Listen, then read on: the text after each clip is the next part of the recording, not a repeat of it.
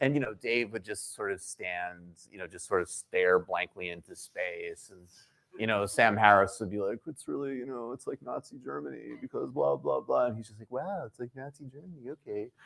And then people would come with you and they go, these ideas are so important. And what's interesting is in the process of writing this book, because you have to make it bigger than these people. Like this particular scene and act of self-branding is already almost over, and I didn't write the book in time for it to be in the zeitgeist that way. But the arguments that they're using, this is what you're going to see from every single right-wing movement in the future or center-right movement in the future that does not explicitly identify as nationalist or alt-right. The arguments that they're making about why capitalism just is, that's science. Why we're not promoting racism or sexism, but we are very interested in some extremely antiquated ideas about scientific differences, quote unquote, right? So what you're seeing in these arguments, and I'm just going to bring in two other things because there's a lot to cover here and I can kind of get lost in the weeds. A basic difference, I would say, between left and right is the difference between historicizing and naturalizing. If you're on the left, broadly speaking, you look at things and you say, what are the historical, material reasons why that is happening? If you're on the right, you say that is what it is. Now, paradoxically, this is actually a reason why right now there's a lot of conflict between people who are more socialistic and people who are more like woke, quote unquote, because their moral dimension is better. Look, America is a racist society is correct. Acknowledging that truth versus denying that truth is a major difference, no question. However, if you read Adolf Reed, who's one of my intellectual heroes, I really hope everybody is reading him, he will tell you why racism and white supremacy is a multi-generational project in America that depends on economic conditions, that manifests in different geographies, that is inseparable for how we produce and do capitalism. And actually, it might become separable, right? Whereas some people who have a woke discourse, it just is. It's the religious foundation of America. There's no difference between any different historical periods. It's just this moral block statement. Does that make sense? So some of these critiques can get really subtle, and that's actually what started to occur to me with the IDW and dealing with the right, because these guys were exploiting a lot of weaknesses. They were coming in and they were seeing people, you know, look, if your pop culture diet, and let's say you're an alienated young man, which is the primary audience for these guys. That's just market demographics. That's not a moral statement. I did some brand work. This is just like you're looking at your demos. You're alienated. You don't feel powerful. You probably have a lot of actually very valid complaints in your life. You flip open, say, some, you know, mediocre, bougie website that you think is the left, and what do you have? Seinfeld's actually problematic, and you suck, and shut the fuck up, and this is a problem, and that's a problem, and this is this, and that, and then Jordan Peterson comes along and goes, no, actually, you're great, and you should have a government-provided wife to massage you. Now, and you didn't have people coming and saying, why? Why do you feel like you do? Right? So, because even in terms of relative privilege becomes in macro questions, like in your personal behavior, yes, it's relevant. If you're walking around thinking you're the most victimized person in the world and you're not, it's obnoxious and it's problematic, sure. But in the big picture, nobody outside of an incredible, minute fraction of the population is doing better right now. Yes, you can talk about aggregate numbers and people have more washing machines and cell phones and blah, blah, blah. I know all of that. So please do save those questions and comments. Let's go more interesting. But inequality is rising. Alienation from the work you do is rising. Your ability to govern your own life is decreasing radically. And so you had people who were giving reactionary but constructive, proactive answers, and also empowering people's individual agency, which is funny as a socialist, I think is super important.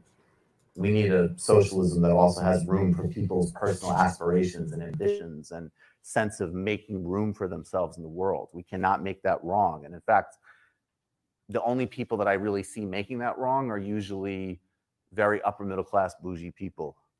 And I don't make that as like a moral comment. I'm talking like literally that's their position. They don't have to do that. You know, I could tell you as someone, and I don't want to melodrama my own experience, but it's like, I know what it's like to be pretty broke at times and have like the heat turned off or whatever. So you understand why you might want to read some type of Horatio Alger narrative, right? So the IDW had answers, and the right had answers, and the left had a lot of, the quote unquote left had a lot of moralism and condemnation, and not even that much nutrition. I think that is why, among many other things, including the really powerful social movements we have in the world today, and the very important ones on race and economic equity and so on, this is actually also why Bernie Sanders matters.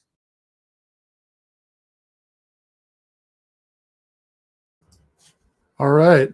That is a clip that I wanted to play during the main show on Monday, but we just didn't get to it. We're having some technical difficulties. And I played a couple more in the game for patrons. That's not when we got to, but honestly, it might be one of my all-time favorite Michael clip. That's from the lecture he gave at Lafayette College, basically just before the world lockdown last year. And I've obviously been on a huge kick with this stuff because I was preparing clips for the show on Monday, and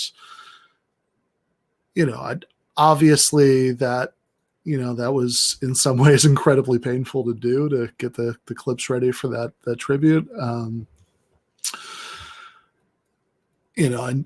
in general, I will say, it's been a very rough year, and this kind of, the knowledge that Michael's gone has been like this kind of toxic black sludge, that's kind of there all the time. And, watching all those clips for the tribute show kind of made me, sort of forced me to wallow in it a little bit, and the grief has definitely been hitting it in a different way the last few days. But I think it's also been healthy.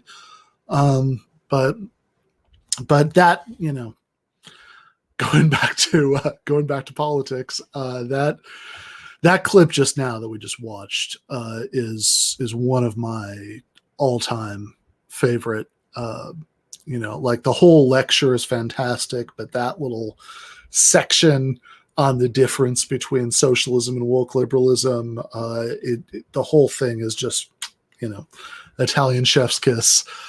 And I really wish I could, like, I don't know. I mean, I like, there's so many people that I get frustrated with. I just wish that I could get them like the Alex and Clockwork Orange, kind of strap their eyes open and make them watch that thing on a loop until they've, absorbed what he's saying there, because it's so important and it's so well said, and it's such an accessible and clear and kind of morally focused version of something really, really important.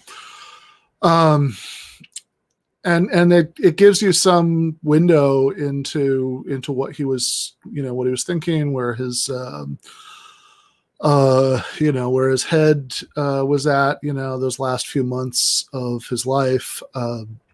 We talked about that a little bit at the very end of the show, the main show on Monday. Yes, absolutely, I love that.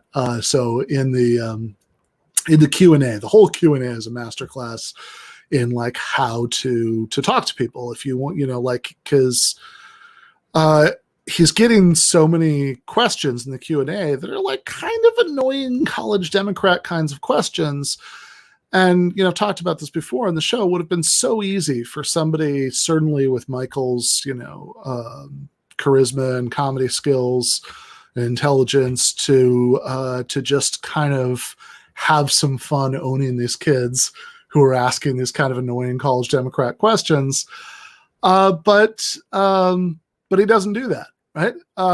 Instead, he gives these like really earnest, really good, sharp answers where you can tell that it really matters to him, that he's kind of meeting these students where they're at ideologically and explaining his thinking in ways that are going to connect in a meaningful way to how they see the world. He's just an incredible political communicator. I mean, we really don't have anybody like that on the left. But yeah, so it's very good. I mean, like just a really perfect example of, stop trying. At least we're talking about people on the grassroots, not like annoying pundits and politicians, but like winnable people, at least when it comes to them, stop trying to own the libs and start trying to radicalize the libs. And that's what he's doing there. And the one time it slips a little bit is when the student asks him if he's Jewish, and he's like, it's kind of a funny question. And yeah, I have some Jewish heritage. Why do you ask? And the guy says, oh, well, why are you so anti-Israel? And he says, well, my Jewish values teach me to oppose apartheid, which was the perfect answer. But yeah, no, I think that's absolutely right. I mean, I think that there is a way that like this sort of imperatives of compassion and of kind of approaching other people as humans and treating them respectfully and sort of trying to have human interaction be the way that we think it should have, really do converge with the imperatives of good political communication and radicalizing people and winning the class war and all that stuff. Like the two actually are kind of rowing in the same direction there. Because most people are much less likely to be persuaded by people they perceive as annoying, pompous assholes, which sounds very simple when you say it. But again, I think a lot of people on the left have trouble remembering that or internalizing it. There's a good, which actually reminds me, there's a review that just came out the other day in this Eastern European socialist magazine, The Barricade. I had an article there last year, and I've been interviewed on there a couple times. And Maria Sennett, hope I'm saying that correctly, reviewed my new book in there. So there's that, right? So that's the barricade .online, and it's a critical review in some ways. She does disagree with me on certain points, so I'm going to go back on there. I'm sure we'll have a good discussion about it. But one of the reasons I was thinking about it in this connection is that there's a good line in her review where she's talking about like a conversation she'd been having with her, much more conservative parents, and she was kind of like lambasting them for their political background, backwardness, and her husband told her, babe, it's not like you were born as a Marxist, right? Remember how difficult your process of political education was. Why is it that you expect them to be convinced of everything after one 20-minute argument? And she was like, oh yeah, that's a good point, isn't it? So yeah, do check that out at The Barricade. So like I was saying, I think that clip from the Lafayette College speech had, it's certainly Michael at his very best as a political communicator, and kind of trying to get across some very complicated ideas, the things that like he references Adolf Reed and anti-essentialism, all this big stuff about race and class and socialism, but doing it in a very accessible way, doing it in a way that makes all this seem like fun and interesting, and is designed to connect to people who don't necessarily start out on all these pages. So that's fantastic in and of itself, but also his critique in that Lafayette College address of woke liberalism and all of that is just very good. I mean, it's very sharp and I like. I mean, just in terms of the content, I like it a lot. And as I was watching it, reminded me. I've been thinking about some of the things that that he wrote, in that weren't published. One of those I actually managed to get published in Jacobin yesterday. I was kind of remembering it, when I was preparing the memorial show on Monday, and I kind of got back to thinking about it then, and I realized I had like the final draft of this article in my Gmail inbox, because he was sending me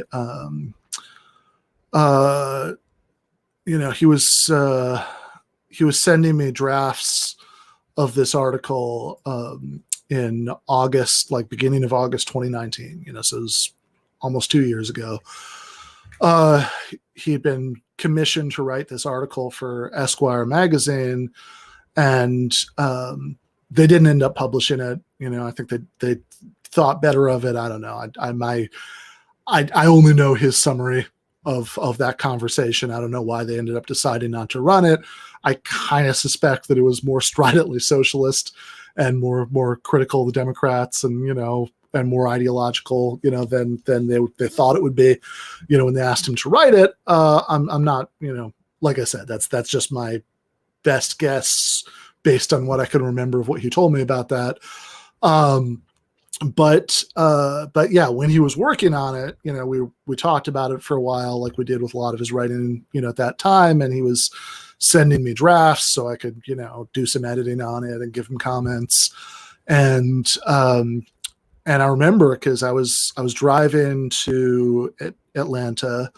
It was sort of in the middle of the process of my wife and I moving to Georgia, and like we'd been there together and dropped some of our stuff off, and then we went back to like stay with my family for a bit in Michigan, and for some reason I was making a solo trip to Georgia. I think I don't even remember what it was that I had to do, but I mean, I was sort of going back there to, to get some stuff taken care of. And then I went back to Michigan. Then we went back together. And I remember Michael was sending me the drafts of this Esquire article, and I was excited enough about it that I'd, every time, he'd send me a new one, I'd pull into a rest stop and read it on my phone and send him comments back. And so as I was remembering this piece, as I was getting ready for the memorial, 1 year memorial show on Monday, and I forwarded it to Bhaskar Sankara, the editor of Jacobin, and he he talked to Michael's family, his sister and his mom, and they okayed it, and Bhaskar ran that in Jacobin last night with a little note from me at the beginning, kind of gave the context, for what it was as a tribute to him, on 1 year anniversary. So that article is, the title that Bhaskar gave it Jacobin is Michael Brooks on Why the War on the Poor. And it's a really worthwhile. Yeah, there's a little note from me, and a little fundraising appeal for for Alicia's show, and that they put in after that, and then the article that Michael originally wrote for Esquire, and it's a really good piece. It's powerful. I mean, it's the immediate kind of news hook, which is obviously a couple years out of date, but the immediate news hook was about Trump proposing cuts to SNAP, supplemental nutritional assistance program, and but it's personal in a way that none of his other political writing was, and maybe he's written more stuff like this, as time went on, but it's he kind of starts out. I was on Woke Rose today. I don't know when the episode's coming out, but I was talking to Waz about this. He talks about like the experience of being a kid and, dealing with evictions and kind of, being 13 or 14, it says the age you start to notice things you never noticed before. And he kind of noticed the way that his mom would look both ways at the grocery store before she pulled out their bridge card to pay for the groceries. And, kind of that stigma, around poverty. And it's both very smart politically in, ways that you think it would be, but it's also, again, much more personal, than most of his writing about this stuff was. And of course, I've also spent some time thinking as I've been kind of going through, some of this writing, about, oh, by the way, I saw there was a chat question kind of going back to his sort of half jokey, example in the clip about the Seinfeld is problematic, articles. And I think, the point is not that there's no progressive media criticism that might be good or worthwhile. It's just that kind of like simplistic, moralistic version of progressive media criticism is probably both bad and silly as art criticism, because moralists are always bad art critics because they want to flatten everything and put things in clearly defined categories of good and bad, and and really focus on the morality of it. But also it's politically counterproductive. It makes us look like overgrown hall monitors. But in any case, as I was going through this, this is the he would often talk about it on the show, but this is the only place, at least I know of, or I can think off the top of my head, where he talked about it in writing. But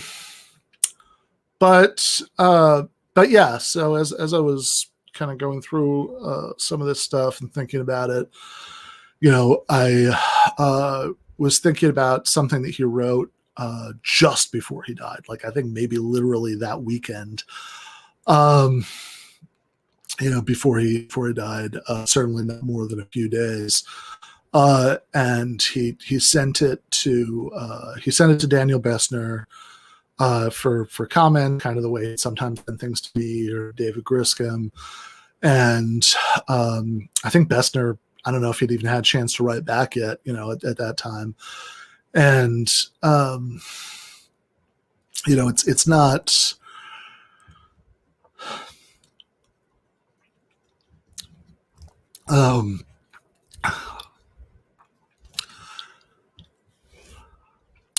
Yeah, it's pretty good. I had to do some dental work this afternoon. My mouth kind of hurts, but in any case, yeah, I like that. That is very true. But in any case, this fragment that he'd written, that he'd sent to Bessner just before he died, I think it was part of like maybe a proposal for an idea he was kicking around for a book. I'm not really sure. I think Bhaskar sent it to me, in the kind of days immediately after, to sort of see if I knew anything about it, which I really didn't. And I asked Bessner and David Griscom, neither of them really knew anything about it or where Michael was going with it. But it's also really interesting, along the same lines, not so much the personal aspect, but like some of the political critique in that lecture. And the first couple, I'm going to read at least the first couple paragraphs, maybe the rest too, I don't know. But the first couple paragraphs, certainly are the ones that overlap the most with my interests. And I found, and I thought it was just a really, vivid piece of writing. It really kind of takes you back to some of what last summer was like. And as I said, gives you a sense of where his head was at last summer. And also I think there's just like a good sort of solid, like, again, it's something I think he was, like I said, actually in this article, right, that in the screen share, the Cosmopolitan Socialism of Michael Brooks, which I was showing because in that article I quote, I quote a little bit of what I'm about to read. We put this out in Jacobin on what would have been his 37th birthday last August. And in that,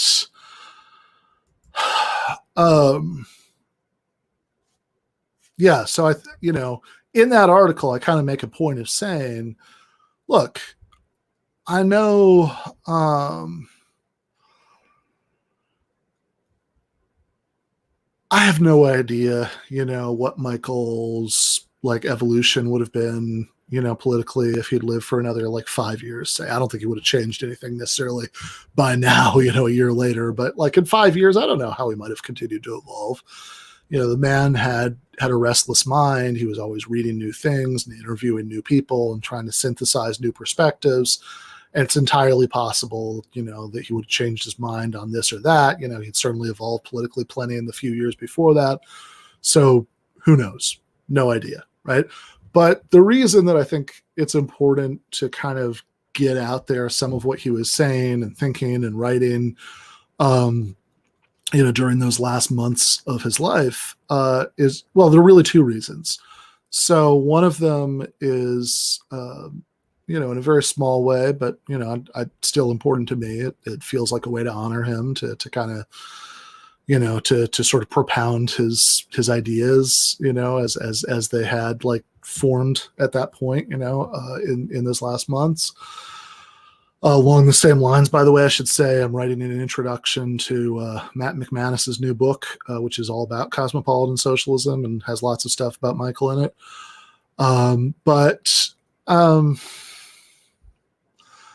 The other reason, besides the personal reason, which would be good enough, certainly as far as I'm concerned, is politically. I mean, obviously this is a matter of judgment and your mileage may vary, but in my judgment, I think he was right about just about all this stuff.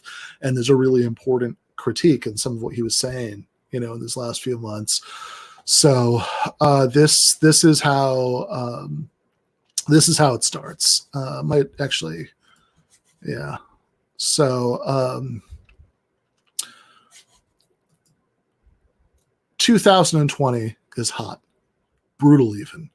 The familiar story, a pandemic that stretches across the globe, economic depression deepens around already profound fractures of wealth, class, and basic ability to live. The 2012 to 2029, well, he means 2020. The 2012 to 2020 resurgence of the social democratic left has been defeated, with some honorable exceptions at the non-national level in the United States, and uprisings on the streets against the vicious and racist realities of American policing have morphed into a new hyper round of grotesque woke identitarian politics and a new massive grift opportunity for the diversity industry. I think he means conversations, serious conversations of economic justice, reinventing policing, and securely and substantively expanding the 60s rights revolution get the back burner compared to efforts at personal destruction and brand strategy. In fact, this has been the ultimate nature of the modern hashtag social movements like Me Too, a culture of snitching, witch hunts, and cruelty substitutes for genuine and actual change. This all sounds very IDW. Ironically, my first book was a critique of this reactionary tendency, and I'm not here to backtrack. Then he has in parentheses, although I'm burned out on polemics, even in critique, I want to be more mindful of my speech. And then he goes on, I'm here to say that modern left and liberal culture is validating the often superficial IDW discourses. I still want us to historicize, create truly democratic and compassion-driven society. I think the IDW toolkit is not at all up for that challenge, but they happen more right that I would like to acknowledge about a cruel and totalitarian drift on the left. Of course, there is one-sidedness, lack of historical knowledge, and unwillingness to engage with the substantive left. Adolf Reed could have set all these guys straight in a day. And I just want to pause to say that I love his image of reading that line, Adolf Reed could have set all these guys straight in a day. I'm just kind of getting an image of Jordan Peterson and Sam Harris and, you know, tiny Ben Shapiro, sort of sitting in a row like you know, I don't know, students in an old-fashioned boarding school, you know, who are being chewed out by the headmaster or something, while Adolf Reed, you know, sets them all straight, you know, about politics and history. So anyway, where are we? Adolf Reed could have set all these guys straight in a day. Oh, okay. Let me go back to the beginning of the sentence. So, of course, there's one-sidedness, lack of historical knowledge, and unwillingness to engage with the substantive left. Adolf Reed could have set all these guys straight in a day. Mirrors and reflects what they critique. What we need is an actual open, compassionate, and functional culture that ensures freedom, expands it to all domains, embraces complexity, and delivers real foundational needs to all. We need a synthesis to get there. And then in the remaining, okay, well, here, let me just read one more paragraph at least. He says, I want to propose a Marxist influenced and shaped anti-essentialism as developed by Adolf Reed Jr. as one side of what we need. We need urgently to get to the historical and material base of all the wretched conditions we're in. This is anything but, quote, reductionist, unquote, but it does provide depth in a political culture subsumed on all sides, but easy and lazy, moralistic essentialism. Sorry, in a political culture subsumed on all sides, I think this is supposed to be by easy and lazy moralistic essentialism. This work demands grounding in a serious commitment to an actual countervailing source of power to capital. So that's the so that's the part that I, you know, obviously resonated the most to me. I'll just read the last few sentences. I'm almost done anyway now.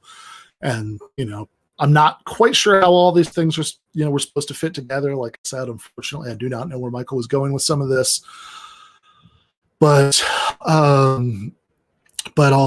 just read the rest of it, you know, so we might as well at this point. Here's where it gets woo-woo. It's just that anti-essentialism is the finest political tradition we have. It explains our social subjective and objective politics the best, but we in our subjectiveness are still interacting with these structures. Follow from Gramsci to Ken Wilber, we need an integral approach. We need answers to personal meaning, atomization, and psychological and spiritual sickness that we are all floating in. In short, we need an approach to inner growth to match outer capacity. I'm writing this with great clarity and great fear. I feel in the last few years, I've finally reached some form of adulthood through serious inner work. As a minor public figure, today's culture feels like living in an episode of Black Mirror. I'd forgotten that line. That's good. Seconded. I'm deeply imperfect and have made many mistakes. We all need to start owning this in order to something for a process of actual transformation, regeneration, not destruction. And then the last sentence, which I have no idea, again, it seems very abrupt. Obviously, this was just the very beginning of a work in progress, is, but what does all this have to do with China? Unfortunately, I do not know. I don't know what the China connection was supposed to be at the you know, after that passage. But you know, there you go. This, like I said, I think that's the last thing that he ever wrote, and it's really, I mean, there's so much there, and I don't know how all the threads connect. I don't know what the China connection was supposed to be, what he was going to say about that, but there's so much good stuff in there. I mean, there are just so many gems in this few paragraphs. I really wish he'd had a chance to develop those thoughts. But in any case,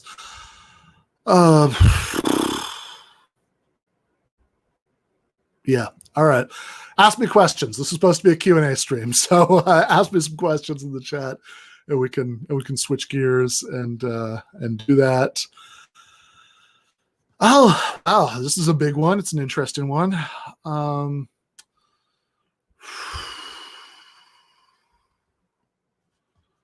Well, okay. Actually, I'm gonna wait on that. I'm gonna answer that question in a second. But first, I just want to highlight what Eric is here. Pretty surprised how critical he is of the American left.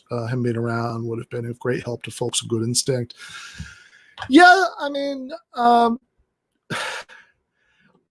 probably less so to me, be honest, because a lot of the stuff is stuff he'd been saying in private for years, but or certainly at least, since for years, but I think I'm not, I don't know. I mean, to me, it was all just kind of part of, his thing. That's like, yeah, I mean, Michael's criticisms to the left were very much of a piece with the rest of his worldview, and, it all kind of flowed together pretty naturally. But I also understand that it was something he was only really starting to I mean, you can find old like clips from the Majority Report, from like 2017, where he's criticizing what was then called call out culture. So it's not like he'd never given voice to some of these criticisms before, but I think he was starting to sort of advance some of these more strident critiques of, kind of the pathologies of the left and, wokeness and cancel culture and all that stuff in a different way in the last few months, but certainly, knowing him, it's all stuff. I mean, a lot of my views on that stuff, honestly, are at least as much a matter of him influencing me as the other way around. Probably much more him influencing me than the other way around. And yeah, this is something I have thought about constantly. I mean, just the way that, so many people in left media have been just clawing each other's eyes out over oftentimes very minor tactical disagreements, or, accusing each other of being, I don't know, CIA shills or Russian whatever, like he would have hated every moment of that. I mean, whatever you think about what he would have thought about any individual controversy, and the only honest thing to say about any of that is we're never going to know, and that's awful, but we're not. I think one thing you can know for absolutely fucking sure is that he would have hated the toxicity of it, just the emotionally stunted, intellectually stunted, just horrible way that people have been having these conversations. I mean, you contrast that with, I mean, I know he would do the occasional like bit where he's like dunking on Jimmy Dore for being a dumbass or whatever, but like, if you, with that exception, right? Every time he was doing, he talked in that fragment I read about trying to be more mindful even in critique. But honestly, at least when it was intra-left critique, he was already extremely mindful. You watch any of the segments that he did where he's criticizing certain things that certain people on the left thought, Nathan Robinson, who's going to be a guest on the show on Monday, for our Ben Shapiro's Wrong About Everything episode, along with Gene Bajalan, and as somebody who was on TMBS, but, Michael did a segment criticizing, some of Nathan's views, I think in like June or May of, I think that's right. One of those, May, June, July, one of those months in 2020. And I remember Nathan saying that he liked the segment, because he thought that, he could tell that, Michael had listened carefully to what he had to say. And even though he wasn't convinced and he was pushing back on certain points, he was taking his arguments seriously. And Michael was always like that, when he was doing intra-left critique, or almost always, certainly. Let's see. All right, if we have super chats, we'll advance those to the front of the line. But first, let's see. So yes, no, please don't think that's Silver. This is, I mean, even if you don't, I mean, I think all this stuff is really good. I mean, obviously, he was a good friend of mine, and a lot of this is coming from that angle for me. But like, it's all on YouTube, right? Every episode of TMBS, the Majority Report, and and I think even if he's not somebody whose work you're following when he's alive, it's worth watching all that stuff now. I guess that's what I would say about that.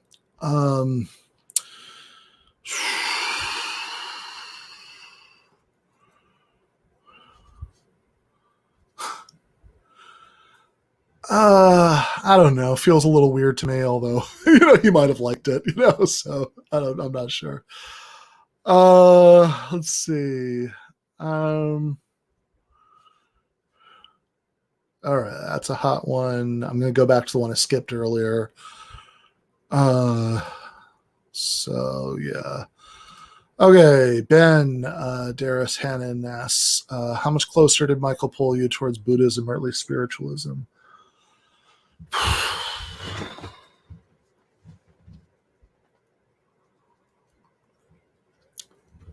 Yeah, that one's tricky.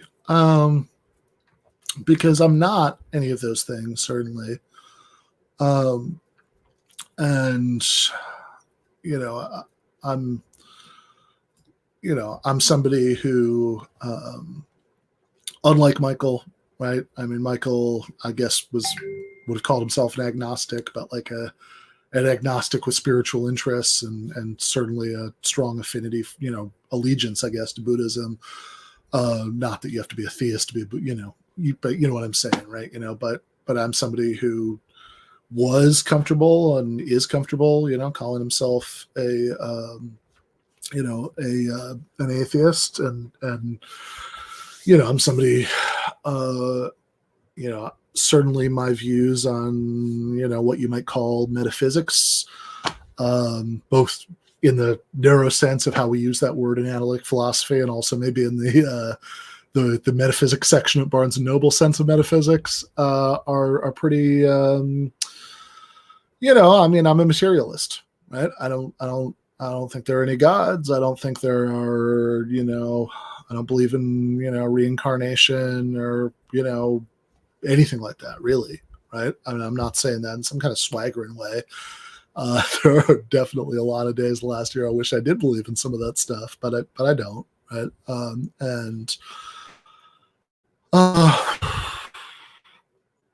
It's and that was definitely a point of divergence, between us. I mean, like that first weekend, when I met him, in Idaho, we we got into that just a very little bit, and I don't know. I remember being over at his apartment in Brooklyn. I think it was when my first book had just he'd read it, already, from the I think before the galleys were even ready, I think I sent him some version of it, and he read it back then, but I remember he was happy that I mentioned his show at the beginning, but I think I just got my author copies, and I gave him one, and I think that's the afternoon I'm remembering, and we talked about this a little bit then, because we sort of, I remember having trying to think how to summarize this conversation, but it was something along the lines of Joshua Kahn Russell, who was on the post game for patrons on Monday night. I like Joshua a lot, and I think I actually told him that in the post game. So I guess this is okay to say, I think he'd been on the show shortly after I was, and I don't even remember exactly what the sentence was, but there was something he said where it's like the subject of the sentence was the universe, it's like the universe is sending us this or that. And I remember, kind of making a snarky comment to him about it. It's like, I don't know, man. I don't know what the fuck that means. The universe did that, right? How did the universe do that? And, he didn't exactly argue about it, but he was like, he did that Michael thing he was very good at, where he sort of made you feel a little bit uncool for not being on the same page as him.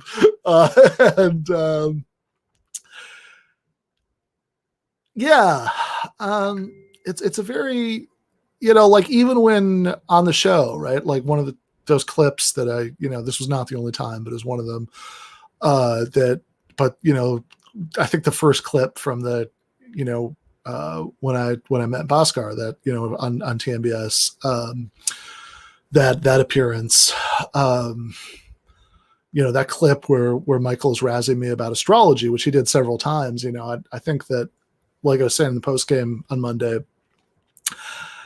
I don't think Michael literally believed in astrology, but I think that was a kind of jokey thing that stood in for something real, right? Like I think what it stood in for, the teasing me about being dismissive of astrology, like what it stood in for, even if he didn't literally believe in astrology, was a sort of general lack of openness towards some sort of spiritual dimension of, I don't know.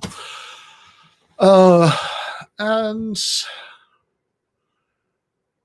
I don't know how, like, I've always kind of had a weird relationship to some of that stuff, in the sense that I very much don't believe any of it, but I'm also, like, even back during the new atheism period, I was never a new atheist. Not really, I think. I certainly remember, like, back when that was still very much in the air, having some of these criticisms then, because it never really made sense to me to think that because somebody agrees with me about metaphysics, that therefore I'm like some sort of, on some moral or political level, they're my ally. That always seems silly to me. And I certainly agree with what Michael says in Against the Web about, cosmopolitan socialism, and, basically, to simplify a little bit, if we could all agree to disagree about metaphysics, as long as nobody tries to impose their, religious views on each other, and we could all fight for a more just society together. And that's always, more or less been my feeling, right? I mean, I kind of have a soft spot for Christian socialists, even, people like Cornel West and Terry Eagleton, a lot of the sort of, the priests and nuns that the CIA murdered, and, death squads murdered in Latin America in the 80s, or, whatever. I mean, I'm married to a progressive Christian, but as far as my own views about all that stuff, yeah, I mean, I'm not going to start believing in, like, souls or reincarnation or any of that stuff anytime soon. But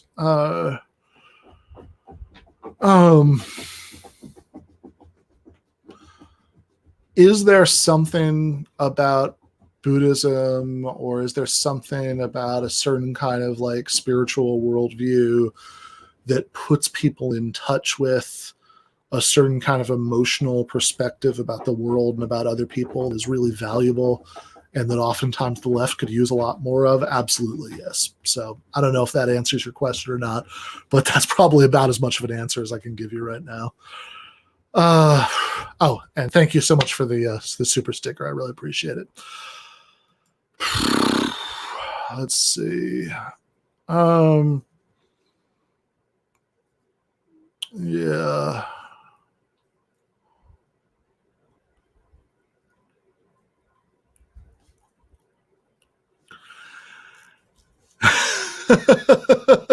Well, sticking with the Michael topic, I like. I remember there was one time when I was doing the show, in studio, pre-COVID, and we were watching a clip of Cornel West. I've said this before, but I'm going to say it again. We were watching a clip of Cornel West at an event in South Carolina where he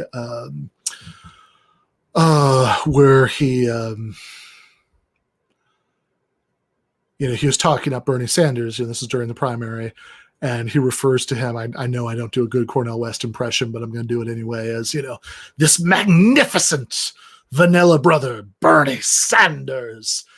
And I remember telling Michael that, that my goal in life was just once I want Cornel West to refer to me as this magnificent vanilla brother, Ben Burgess. But he did, Michael sort of got that himself, long after that. I think this was during the pandemic. He had, thank you. Appreciate that. When Cornel West was on TMBS, West referred to Against the Web as a magnificent text. So I know Michael liked that. Let's see. Yeah, that's probably true, Silver. Silver Harlow says even without souls and reincarnation, there's something to be said for meditation and calming the mind. Yeah, I wouldn't know from experience, but God,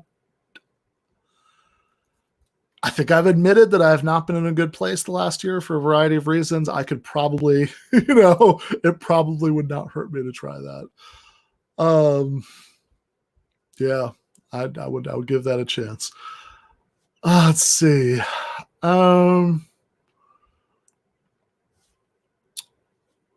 Okay, see at least two good. Oh, actually, so sticking with the spiritual stuff, Sean Moon asked if I've read Michael Lerner's book, The Left Hand of God. I have not read that one, although I actually have read quite a bit of Michael Lerner's other stuff. I used to be like, when I was, I think this is a first for this stream. I don't believe I've ever talked about this on YouTube before. When I was like in college, there was a period of time when I was in college, and I kind of dropped out of college for a little while. I, worked at a kosher grocery store for a little while. I worked at a Panera for a little while, a couple other things. And I did, and I was very did a lot of reading kind of along the way to becoming a philosophy major when I went back to finish college, transferred again. But I was very interested in sort of reconnecting with connecting really, with the sort of Jewish side of my background. And even then I kind of had some of these materialist inclinations, but I was kind of trying to figure out if there's some way to square that circle, and there's some super duper liberal hippie theology that, that I could, get behind, that would, lead me to be able to actually, to actually embrace, Judaism as a religion. And so I read a lot of Cornel West in that period. And, even though I did ultimately come out of the whole thing as an atheist eventually, it's, which is kind of where it started, but, I admire some of that writing. I actually remember some of a book that about like Black Jewish relations that Lerner wrote with Cornel West, if I'm remembering right. I read that book like a million years ago. But yeah, I've read quite a bit of Michael Lerner. He's an interesting. I don't agree with him about everything. I think there's still a sort of, certainly politically on the Middle East, I think there's still a kind of, left Zionism there that it's definitely the best version of it, but I still reject that, root and branch. I'm a single democratic secular state, for Jews and Palestinians and everybody else guy. But yeah, he's an interesting writer. I have not read that one though. All right. No idea what this is about, but that sounds horrifying. Fair enough. I am not.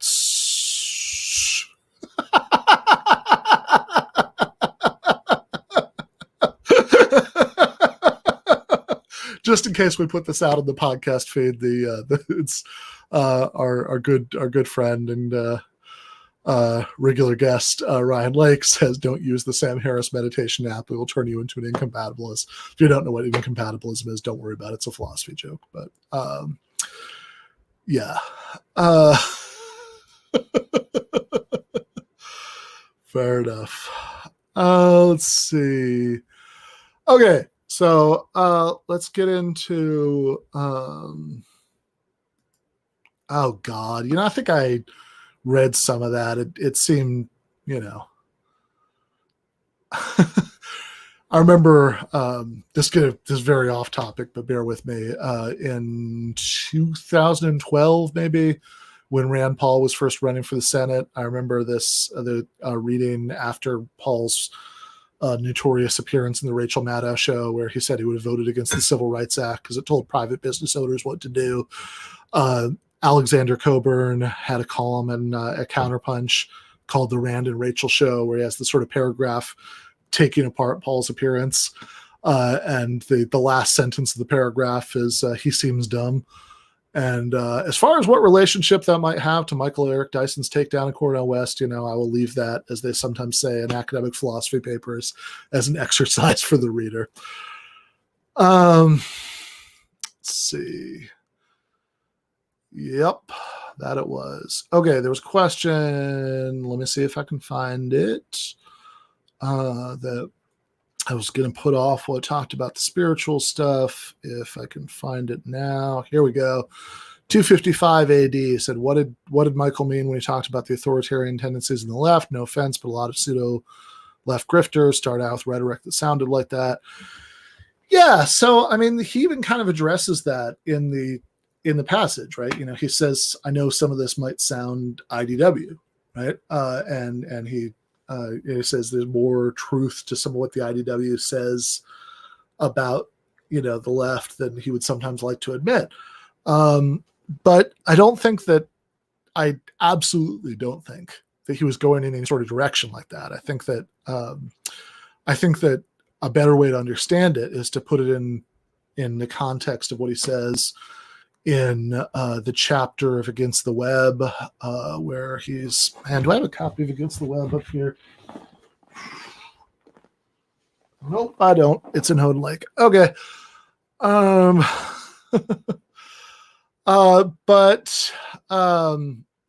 anyway, there's a great bit in Against the Web book everybody should read if they haven't, which where he says, sorry,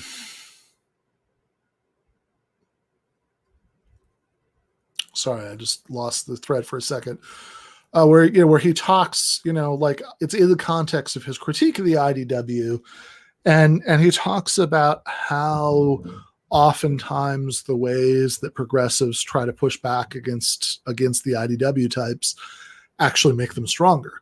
That it actually adds more fuel, you know, because it reinforces the image they're trying to project of the left. You know, that the classic example is we would never have to hear any of Brett Weinstein's opinion if the students at Evergreen College had left him alone.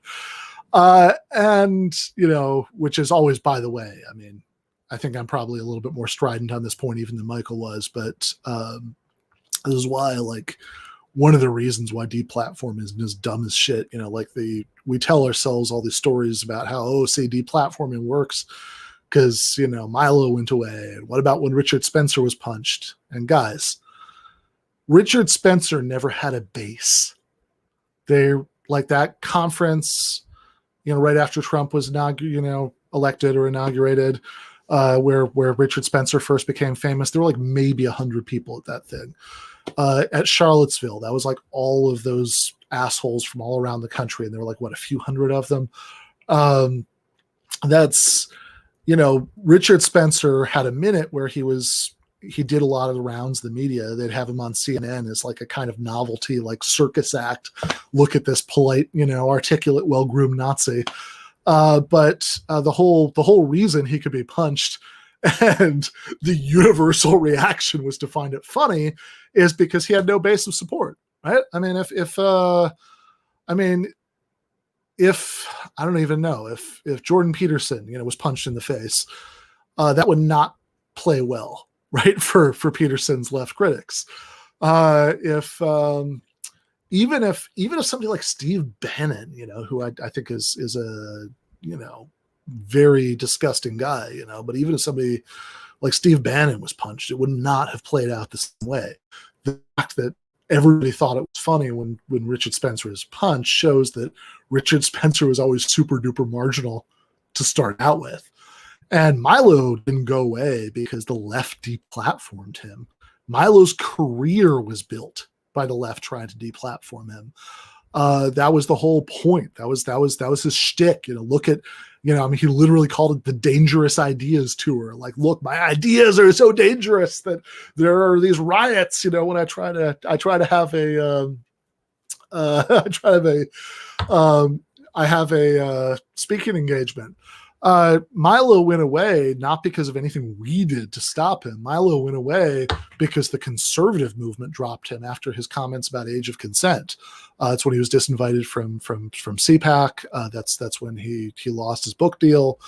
And then, like, he was so thoroughly disgraced at that point that he's had to reinvent himself. I mean, I tend to think the word grifter is wildly overused. Sometimes we just use that like as basically to mean person we don't like, person we disagree with. But, Milo really is like a classic 19th century grifter. Like, might as well be going from town to town selling people monorails. And he had, he was so thoroughly disgraced that to continue to grift, he had to reinvent himself as Born Again, which is hilarious because before his whole thing was, oh, he's a conservative, but he's also this like super outrageous, coarse gay guy who's going to talk about how much he loves, black cock and stuff like that. But now, he's reinvented himself, he's selling himself to these homophobic Christian conservatives. So now he's pretending that he's not gay anymore. And even though he's still living with his husband, he says his husband is now just his roommate. And dogs don't bark at him anymore because he's not gay anymore. So, but yeah. Sorry, I got sidetracked thinking about Milo. But in any case, yes, it's all very believable. But deplatforming doesn't work, right? Deplatforming makes, that's a gift to the right wing. Look at how afraid the left is of our ideas. They won't debate us because, they know that they'd be destroyed. They try to stop us from speaking, because our dangerous ideas are so powerful. That's the whole metaphor of an intellectual dark web. And so we're just reinforcing that, right? And I think that was part of his, I think that was part of his, that was part of Michael's point. I don't think that was his whole point, but it was part of his point. But also, I think to get a sense of what he's talking about there, watch Natalie Wynn, ContraPoints' video canceling, right? Look at what happened to her. I mean, that seems pretty authoritarian to me. The idea that you're going to have these super strict in-group taboos that are so strong, and you're sort of coming up with new ones all the time. And I understand every culture has taboos, blah, blah, blah. Sure. I think that's all beside the point. I think even people who emphasize that sort of know it's beside the point. But the more that you have, sorry, there's a question that made me laugh. I'll put it up in a second. The more taboos that you have and the more quickly they multiply and the more intense and harsh you are about people who are seen as breaking them, yeah, that does start to get pretty authoritarian. And I think that the sort of mob denunciation of ContraPoints, I think that's an example of it. So I think watch that video to start to get some sense of what he's talking about. Think about the fact that his hero Adolf Reed was disinvited by New York DSA, not that long before he wrote that, because even though it's a predominantly organization, Adolf is a black man who grew up in the Jim Crow South. He's accused of being a class reductionist who doesn't care about racism, and it was people were saying it's oh, this is terrible that Adolf Reed is going to come talk to us. And yeah, nobody has a right to come speak to any organization. Nobody's saying that. But the point is that a mindset where you say, oh, even this guy Cornel West, who's often debated Reed and disagreed with him about various topics in the past. They've had huge debates. But Cornel West, said after DSA, canceled Adolf Reed, this is absurd. This man is one of the greatest socialist scholars of in the last generation. And the fact that that's too much, that sort of mild disagreement is too much. We can't hear it. I think that does show a certain kind of authoritarian mindset. And yeah, that might be a critique that you're used to hearing from the right, but that doesn't mean that it's wrong. And I also don't think that it means, I think that the fact that we're used to hearing the right weaponize this critique for their own purposes doesn't mean that leftists should be, hear no evil, see no evil about it. I think it means the opposite. I think that the fact that our enemies get a lot of mileage out of something probably shows that it's a weakness that they're exploiting, and we should try to repair that weakness. So no, I don't think Michael was moving to the right at all. I think that he correctly saw that shit like this, this kind of like woke moralism and sort of censorious canceling kind of mindset, that this shit, is what, it's not the only thing, maybe it's not even the main thing, but it is a thing that makes us lose. And I think he really wanted us to win. That'll be my take on that. All right.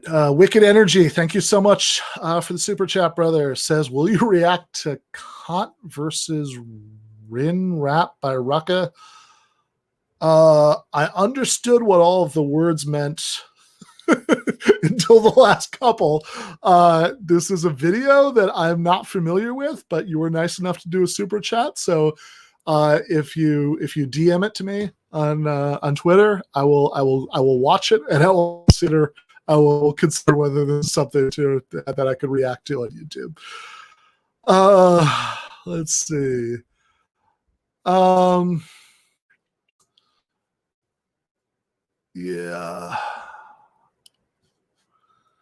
Yeah, I agree with that too. I mean, I think that both are true. I think that it's toxic on a strategic level. It makes it very difficult to appeal to the great mass of ordinary people we have to appeal to in order for a socialist political project. And when I say ordinary people, it's not a dog whistle. That doesn't mean, cis, het, white, anything like that. That means people of all races, all backgrounds, all cultures, sexualities, just people who aren't obsessed with politics. That's what I mean by normal people. Like, I think it makes it much harder to reach out to the great mass of normal people that we have to reach out to, to have a successful left project. And that's the point that I usually emphasize, because I think it's one that a lot of people on the left can kind of immediately see. And that, I think, orients the discussion where it should be oriented. But I think it's also true that this is a terrible, toxic way for humans to interact with each other. And there would be more than good enough reason in and of itself to critique it. I mean, in my book, the new one, I have a line in there. I talk about the movie Lady Bird. There's this great scene, where the title character is, not Lady Bird Johnson, but a teenage girl calls herself Lady Bird, as her high school boyfriend is this like Chomsky-rean leftist. And, she starts to tell him about, the problems of the relationship. And he's like, 1 million people died in Iraq. And she says, yeah, more than one thing can be bad. And so it's like, yeah, the fact that this is a terrible way for humans to interact with each other would be a good enough reason to critique it by itself. More than one thing can be bad. But then if that's the only critique you make, then what the conversation gets turned into is, oh, so you think that people screaming at Natalie Wynn on the internet is worse than, whatever, police brutality, imperialist wars, union bust. And it's like, no, I don't think it's worse than any of those things. I just think more than one thing can be bad. But I think one way to cut through all that is to focus on the strategic dimension. That's, that's usually what I do. But I also think the more visceral human critique is also important. Oh, sorry about that, Nick. Thank you for the super chat. Let me see if I can find your original Lyndon LaRouche question. Let's see. Okay, it was Ben. What's your take on Lyndon LaRouche's socialism? Not good. I'm not going to try to do that in the Trump not good voice, but not good. Lyndon LaRouche was he's dead now, right? I think he is, yeah. So Lyndon LaRouche was a crazy person in the late 20th century. I hope that was the first sentence of his like obituary in the New York Times. Lyndon LaRouche, whatever date to whatever date, a noted crazy person in the late 20th century. So he was. He started out certainly as a socialist. I think he actually started out as a member of the Communist Party. And then he became a Trotskyist, and then as Trotskyists do, Trotskyist organizations tend to split apart and, turn into new organizations a lot. and that happened, and he had his own, like, it was originally just like yet another little weird Trotskyist sect. I say this with love, Trots, but you guys do tend to split apart a lot. And his was called like the National Congress of Labor Committees. I think that's what it was. I know it was NCLC. And he ended up turning a really weird direction. I think it was I think that was basically a cult, like in a pretty literal sense, like that, like sort of psychologically abusive in a way that got a lot of people to stick to it out of blind loyalty, even through some pretty dramatic political turns, right? So he had LaRouche, I think back when he was still saying he was a socialist, but he decided that the existing left was a big obstacle to the breakthrough of whatever kind of, Labor Party he saw as emerging or whatever. And he went in this super weird direction, he literally like started organizing like physical attacks on like the Communist Party or whatever. And I think it was called Operation Mop Up. And then he just went in a weirder and weirder direction as time went on, to the point that by sometime in the 80s, he'd stopped calling himself a socialist. He was actually like a Reaganite conservative. And eventually, I think he was pro-Trump. Somebody in the chat said he was also pro-China. I don't know, how that works, but maybe. And he was also this giant conspiracy theorist that he thought like the Queen of England was somehow conspiring with like cocaine cartels, and also the Trilateral Commission to do, I'm not quite sure what, but somehow it was going to crash the world economy. But Lyndon LaRouche's warning stopped it from crashing the world economy. So yeah, I think that like probably out of socialist figures to emulate, Lyndon LaRouche would not be on that list.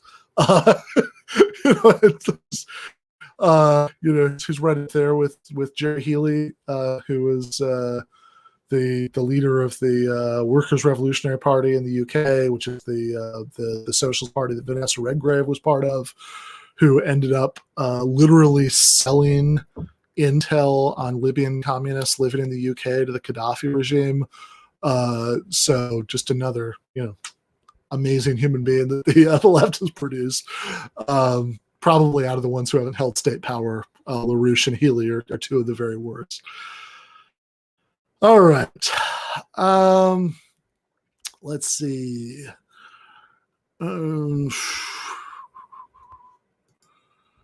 Yoda, thank you so much for super chat. Says, when the ideology is 11 people is too organized, it gets you away from the class. You tend to fracture before state power. Sorry, not sorry, Trots. Yeah, I think that's right. Like, and again, my point is not to shit too much on Trotsky's here. I actually think Trotsky was right about a lot, right? Although I remember a friend from Central New Jersey, DSA, telling this joke years ago. There's this famous line from Gandhi where he says, "I like your Christ more than I like your Christians." And I think she adapted and said, "I like your Trotsky more than I like your Trotskyists." But yeah, I think that Trotsky was right about a lot of stuff. Like a lot of like really important stuff, even not everything, but a lot of stuff. And I don't generally use Trotskyist as an insult. I think it was good that, if nothing else, at a very dark time in the 20th century, he and his followers were,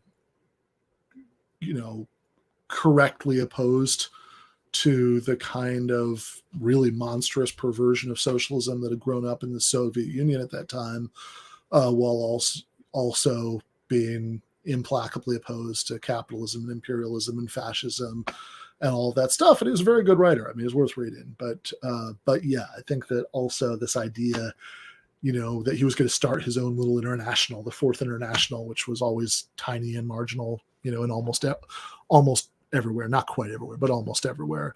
And that like, he got into a lot of like really bitter like feuds with people who he agreed with about a lot. And a lot of that, I think, set a very bad template for his movement afterwards. But yeah, exactly. I agree with that, Rich. He offered a critique of Stalinism from the left, and that's valuable in itself. Yeah, exactly. All right.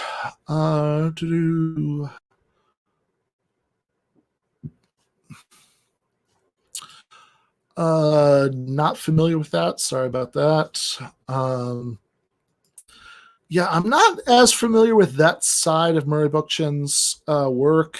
I've read a little bit of Bookchin, and I know a little bit about Bookchin, and I think there's some interesting stuff there. But I also think that he underestimated I think he thought, like, sometimes you read Bookchin and you get the impression that at least at a certain point he thought that post-war economic boom was going to last forever, and that basically in Western countries the working class was always going to have this kind of level of material comfort, and economic class struggle wasn't going to be the sort of primary driver of future left politics. And I think he was just wrong about that. Let's see.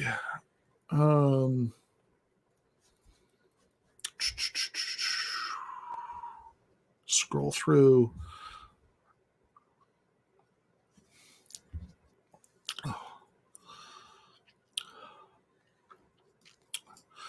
Yeah, I don't really have a worked out take on the Belt and Road stuff, but absolutely, I mean, the U.S. clearly needs to work with China on climate change and various things, right? I mean, I think that's a lot of what Daniel Bessner's work has been struggling with. What, like, kind of if Bernie Sanders had been elected president, or imagine an even slightly better version of Bernie Sanders, whatever, Bernie Sanders with like a more robustly Chomsky, foreign policy, and the left were suddenly in a position to decide American foreign policy, what would that look like? Because there are some conflicting imperatives, between kind of left internationalism, where we want to stand in solidarity with oppressed people in other countries, and also cases like fighting climate change, where even some very oppressive governments, I mean, we clearly want to, work with them on these areas of common interest, and we certainly don't want a new Cold War with China, which would be disastrous. I mean, we've already gone too far in that direction. So what does that look like? And I think Daniel has some really interesting things to say about that. Let's see.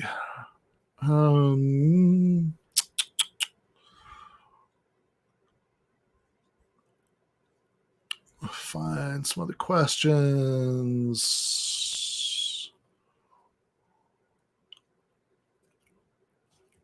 Okay, that's interesting. So Sean says Cornel West and Sylvia Ann Hewlett wrote a book called The War Against the Family.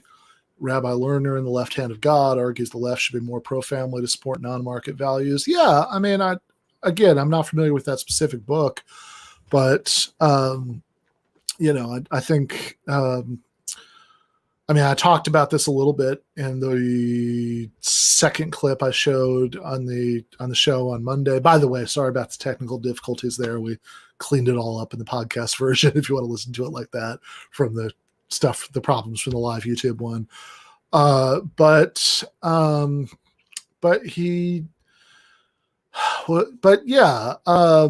I got into it a little bit in the Q&A discussion with Michael from Idaho. That was the second clip we showed on Monday. And what I say then is pretty much what Michael himself said at various points later. I think there's something like this in the last chapter of Against the Web, the cosmopolitan socialism answer. And there's also, I talk about it in that article, the cosmopolitan socialism of Michael Brooks. So yeah, I mean, I think that, it depends what you mean by pro-family, right? Like, obviously, and I'm sure that Cornel West and Rabbi Lerner and all these people don't think anything like this, but like, sometimes when people talk about being pro-family, what they mean is that, like, they want to, like, impose traditional family structures on people. And obviously that's something that we should reject categorically. Everybody should be able to live however the hell they want to. I mean, John Stuart Mill's thing about experiments in living, my take has always been, and, I know what Michael said some places, was that this is, like, part of the promise of socialism is fully funded experiments in living, that we can actually give people the economic freedom to live however they want. Right now, all too often, people either are too financially stressed to hold together relationships, or they stay in bad or even abusive relationships for financial reasons or healthcare reasons or other things like that.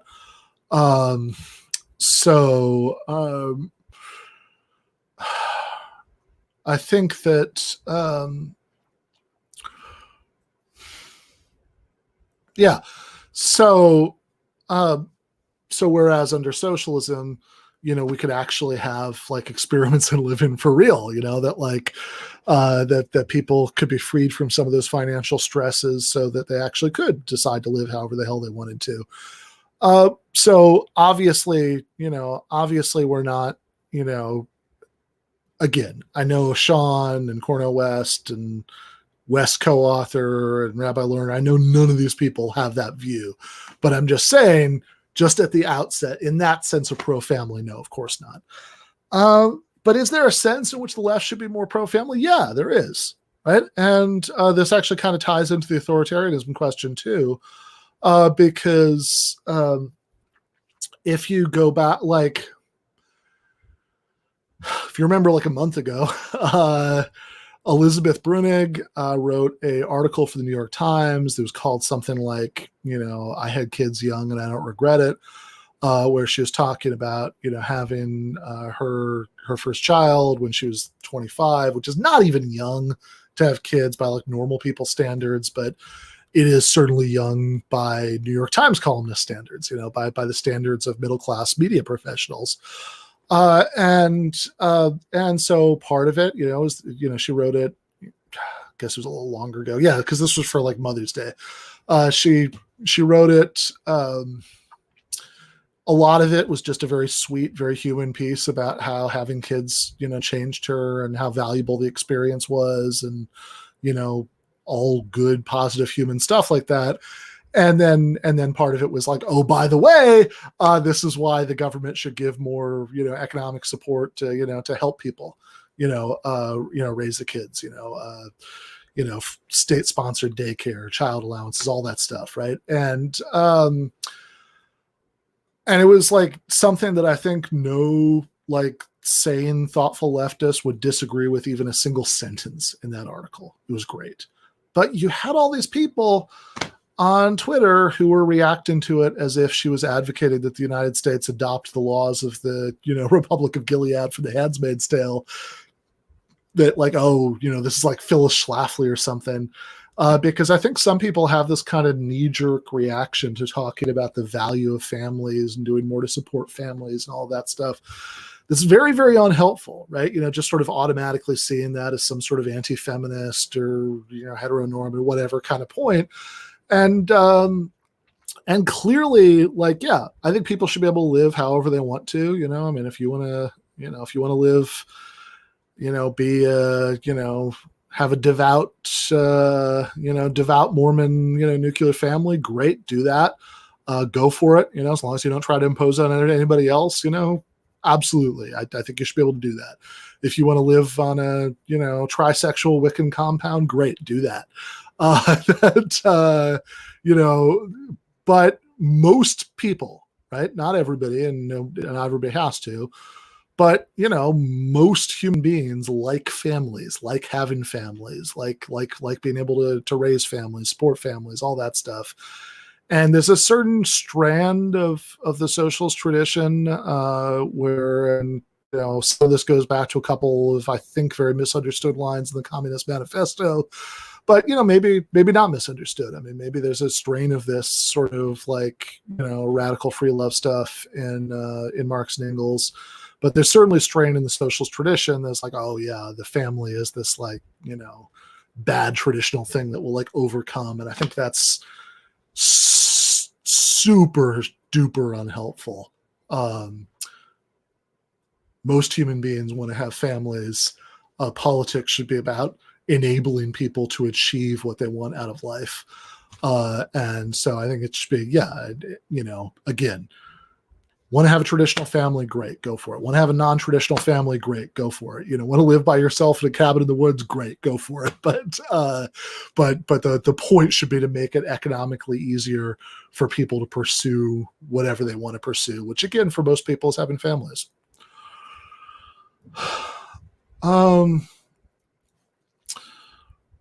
And yeah, I would say some same stuff about, certain kinds of I mean, I think nationalism is very bad, but obviously the left should be a nationalist. But I think having a sense of fondness or connection to the place that you live in is not bad. And I think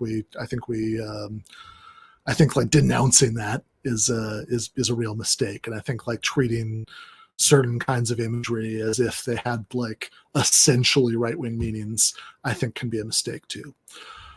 All right.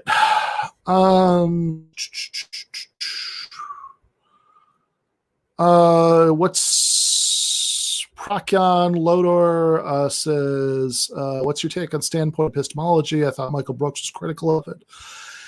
Yeah. It started in a van down by the river. Absolutely.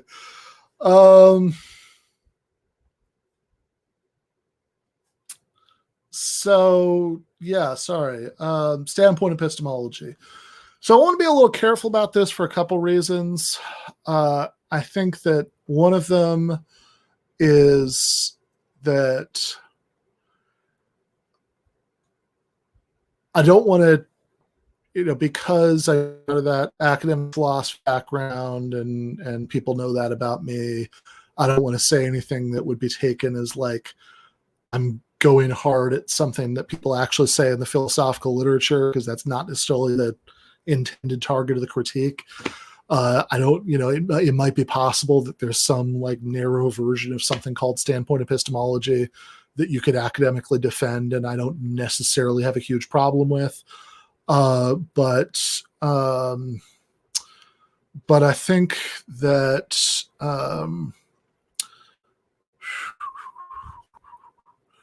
I think that certainly when it comes to like folk standpoint epistemology, right? Like what Matt Bruegg calls identitarian deference, which is roughly the idea that like anything that has to do with sexism, you just have a automatically more correct perspective on because you're female, or all men should defer to like what women say about anything that has to do with sexism, or all white people should defer to to whatever black people say about racism, etc. I think that that's totally wrong. Like, I mean, I maybe not totally wrong.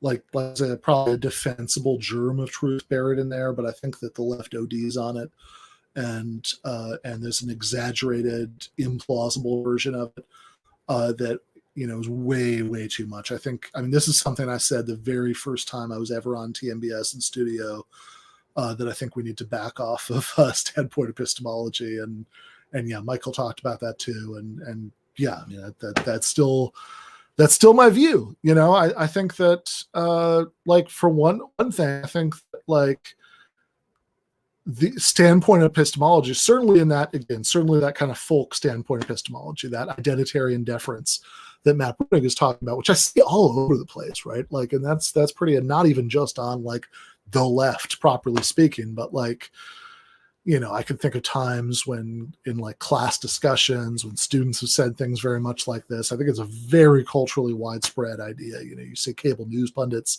saying things like that. And yeah, it's certainly all over the place on the left. I think that I think one huge problem with that is that, and this is going to sound kind of funny to say, but I think without this assumption, it makes no sense. Oppressed groups are not hive minds, right? Like you say, oh, we should defer to, we should defer to black people on anything that has to do with racism. Great. Which black people? Liberal black people, centrist black people, Marxist-Leninist black people, conservative black people. They exist. There are way more of them than you might like to admit. I know the percentage of black people who vote for the Republican Party is very, very low because but a lot of that's a function of the way the Republican Party, since Nixon, certainly maybe since Goldwater, has kind of become a party of white identity politics.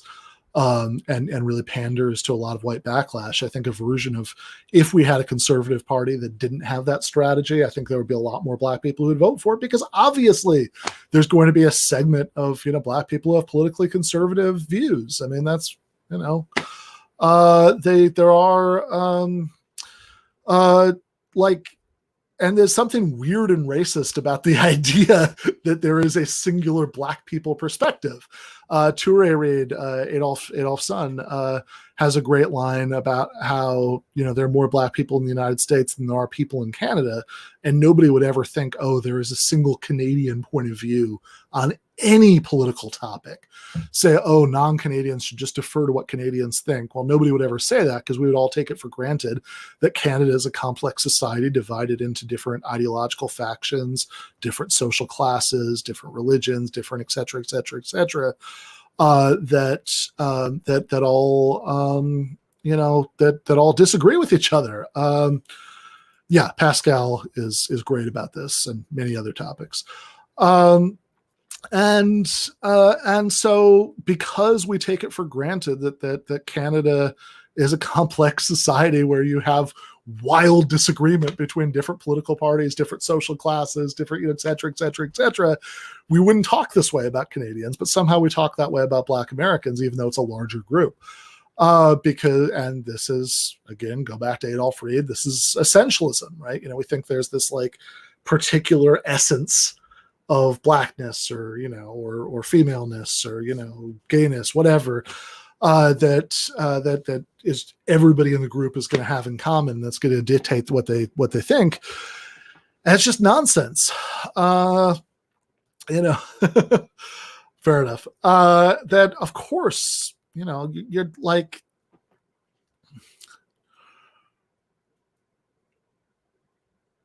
you're just, even when it comes to the sort of core issues, yes, I indeed say that. And yes, I agree with that right there. Watch This Is Revolution. Listen to This Is Revolution. Jason and Pascal are some of my favorite people on the left. Definitely some of my favorite podcasters who didn't come out of that, sort of TMBS extended podcasting universe. But yeah, I think that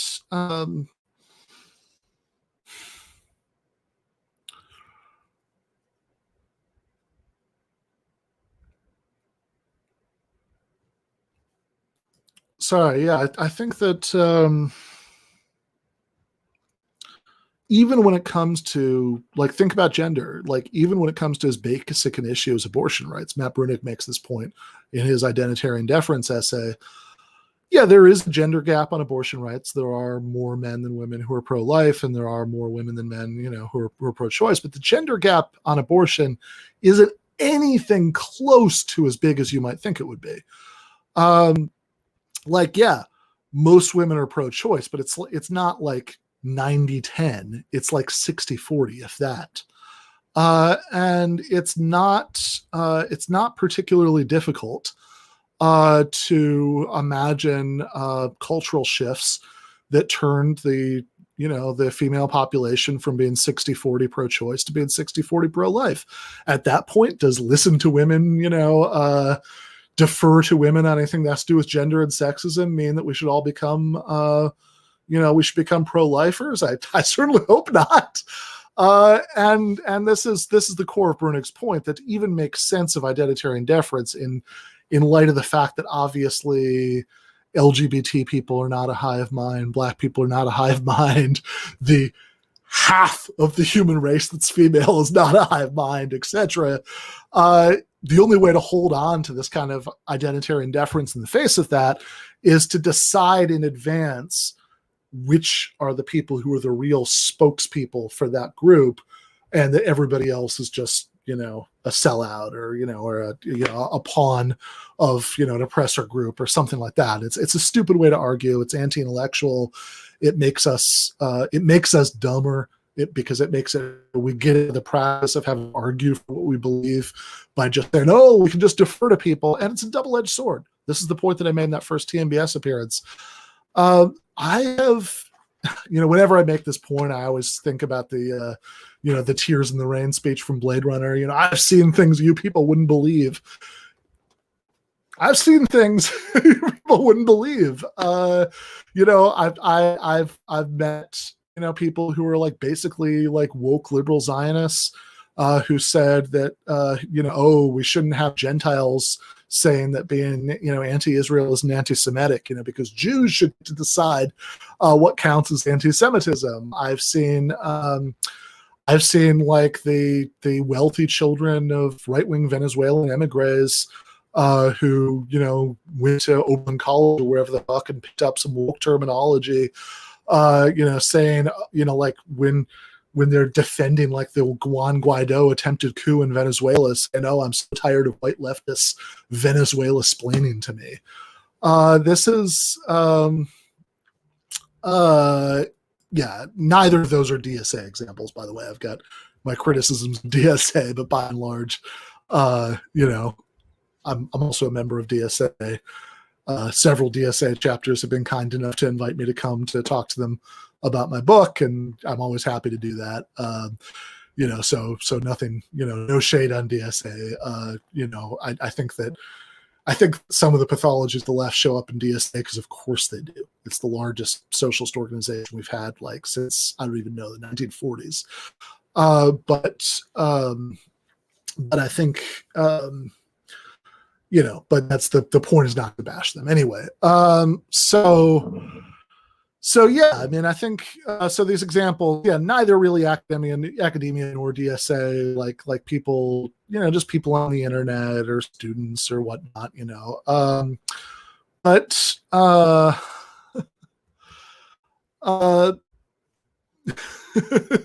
yeah, exactly. So, and we could roll our eyes at those examples, but what is the difference, right? Because like if we say, oh no, but like, sure, some Jews say that anti-Zionism is anti-Semitism, but other Jews don't say that.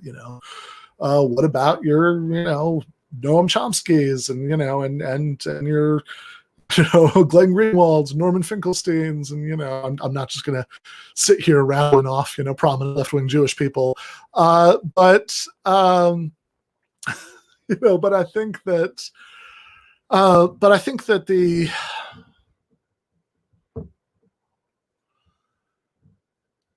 but it's clearly true that probably a majority of at least people in what's sometimes called the Jewish community have at least somewhat pro-Israel views, so why not, right? I mean, what's the rule that says that's not a group that we need to defer to? And yeah, I mean, some Venezuelans are reactionary and pro Guaido and whatever. Why shouldn't we defer to them? We say, oh well, there are other Venezuelans, probably more, who are pro Maduro, or even if they're anti Maduro, certainly at least not like pro restoration of what existed before Chavez. But again, like, that move cuts in all directions. I think we just have to kind of cut out the whole business. None of this is to say there isn't a germ of reasonableness buried in it, because it is oftentimes worth, I don't think that being a member of an oppressed group gives you any like special insight into like a sort of theoretical analysis of that oppression or political strategy for what to do about it. I think most people are equally clueless, regardless of their identity characteristics, about all that stuff. But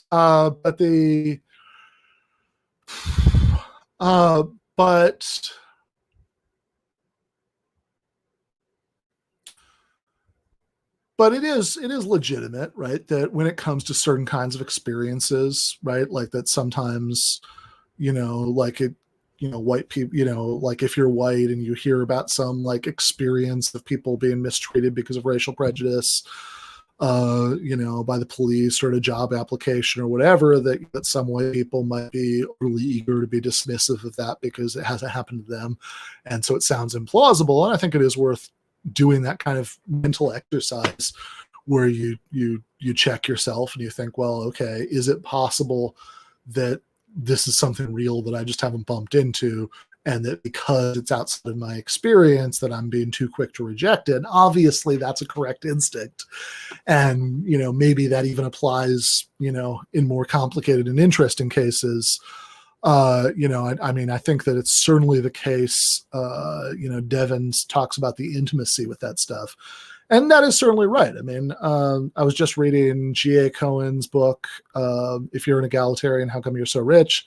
And in the second chapter, third chapter, something like that, it's called Memoir of a Montreal Jewish Communist Childhood. He talks about the experience of, pretty open anti-Semitism, back in that historical period, and when he was growing up. And he says that, that there is a difference. There is a kind of knowledge of what racism is like that you don't get if you haven't experienced it. And I think that's totally right, but the distinction I would make is between what intimacy with that stuff will give you is a better, I'm going to do a really nerdy analytic philosophy thing here, forgive me, but I think this is actually helpful in clarifying. I think that Bertrand Russell makes a distinction between knowing that and knowing how, and he's got knowledge by acquaintance and knowledge by description and all these different things that knowledge can mean. And it's certainly true that kind of intimate acquaintance with what racism or sexism or homophobia or any of these other toxic, awful prejudices are like can give you a sense, like that's a real kind of knowledge, that knowledge of what it's like, of what something is like. And that's something that absolutely, I mean, if that's the kind of knowledge we're talking about, then yeah, standpoint epistemology is just obviously correct. But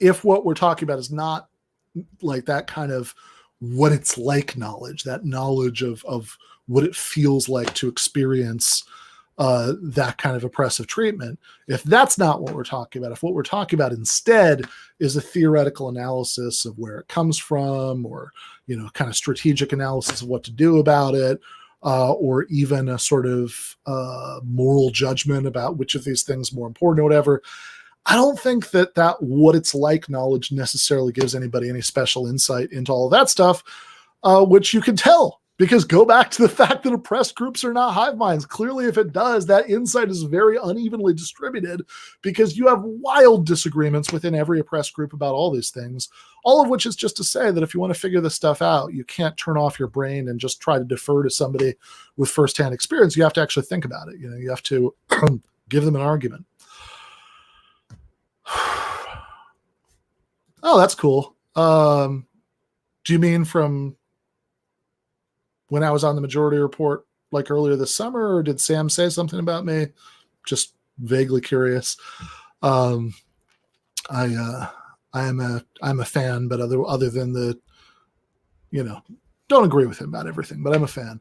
And the man, the libertarian debates alone, but I, I don't know him very well. I mean, he was on the show once, and I was on there, and I was on there. Well, I was on the Majority Report 3 times, but the first 2 times were Michael only. I was on the Majority Report with Sam, once, and so anyway, just vaguely curious, if he'd said something about me on the show.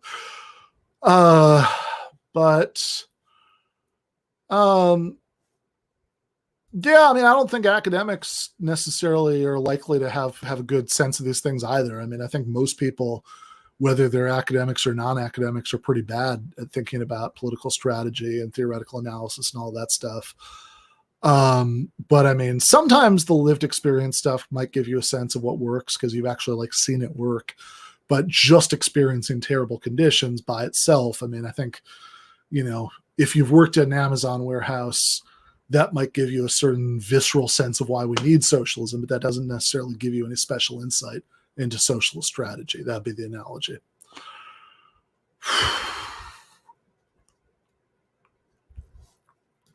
Oh, well, that's nice. Yeah, that actually cheers me up a little bit. Thank you for passing that on. All right. Yeah, no, that lived experience can be very helpful for, right? Like if you've been to protests and you've seen how the police react to it and all that. Yeah, absolutely. Would not dispute that point. All right.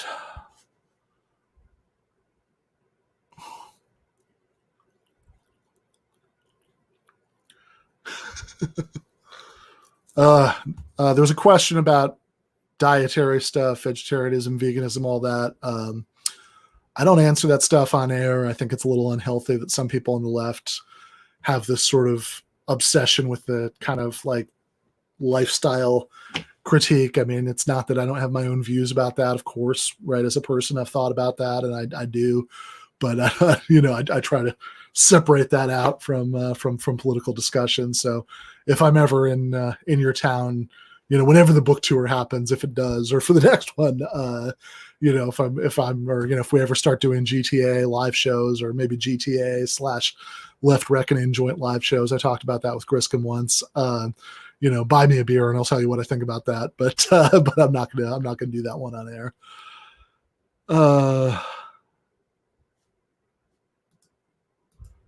Cool. I will check that out.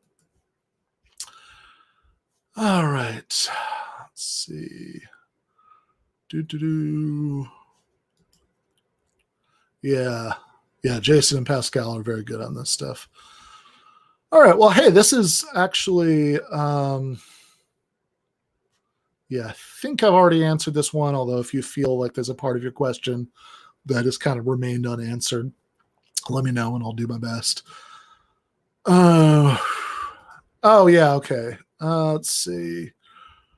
What is your opinion on whether young Marx and mature Marx are compatible? That's an interesting one. This is going to sound like a lame cop-out, but I think it really depends on what dimension you have in mind. I mean, I think broadly, yeah, for sure. But I also think that sometimes some Marxists, so I mean, I know there's the view that it's like, okay, like there's a certain kind of Marxist humanist view that says that like young Marx is this like totally different kind of thinker from old Marx. And I think that's probably wrong, or almost certainly wrong.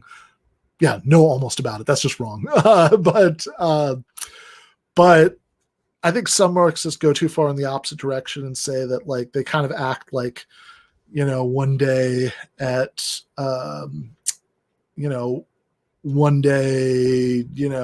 don't know, like he was a left Hegelian, and then the next day, he just somehow like all of mature Marxism was just beamed into his brain, and he never evolved his opinion on any issue ever again. And that's clearly not right. I mean, he obviously, his views evolved and changed in various ways over the course of his life. Although sometimes the views themselves, sometimes in response to changing conditions. I'm trying to think of good examples off the top of my head. I mean, I think certainly some of the socialist strategy stuff, although that's also confusing because, like in the Communist Manifesto, he just talks about winning the battle for democracy, kind of achieving political power. Famously, after the Paris Commune, he says, "Oh, this, the lesson is, this is like, we're wrong in the manifesto to act as if we could just seize control of the existing state. We have to like smash it and have a new state." But then like at the same time that he's saying that, like almost literally exactly the same time, like 1872, if you read his La Liberté speech to the First International, he says that in countries like the US and the UK, socialism can come about through this like peaceful electoral process that socialist parties, workers can just vote a socialist party into power, and and it can carry out its program that way. He still thought that there would need to be violent revolution in European countries that were ruled by monarchs. But I think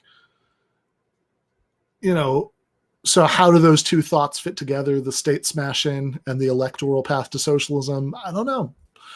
I know Hal Draper has a book about Marx's conception of the state. I have not read, but it's an interesting question. And even I should say also that he did still worry that even when this kind of peaceful democratic transition to socialism he thought was made possible by advances in democracy, he still worried that capitalists would respond to socialist government coming into power more or less the same way that slave owners had responded to Lincoln coming to power, which is obviously not a totally unfounded concern. I mean, that's pretty much, Chile in 1973, for example. But yeah, I guess to try to succinctly answer, I think what you're asking, I think in the broad strokes, the sort of later economic analysis, the more humanistic concerns of the early Marx, I don't think any of that is incompatible. I think that's all, certainly at least compatible with each other. Not that, all of Marx's views are, you can, they're detachable. I mean, you have to argue about it a la carte. I don't think he was right about everything. I think he was right about most things, but I don't think he's right about everything. But yeah, I think that answers that question. Should see. I think the Afghanistan question was, is China going to have more of an influence in Afghanistan if the U.S. pulls out? Maybe. We should still pull out.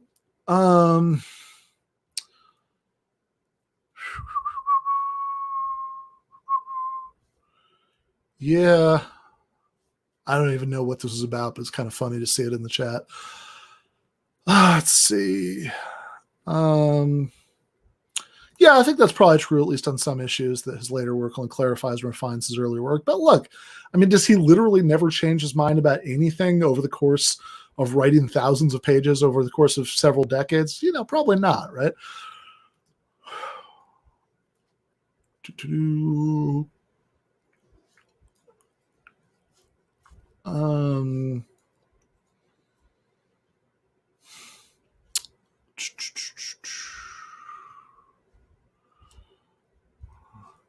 Oh, yeah. So Eric asked, he once recommended a book on here from G.A. Cohen for doing a good job summarizing Marx's interpretation of Hegel.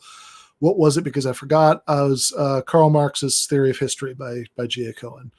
I think what I was recommending was the first chapter, which is really on Hegel's interpretation of history, but then he gets into how that influences Marx and how Marx sees all of that, later over the course of the book. But the first chapter is amazing because he really does do a remarkable job of sort of distilling what Hegel's saying into very clear arguments, which is a feat.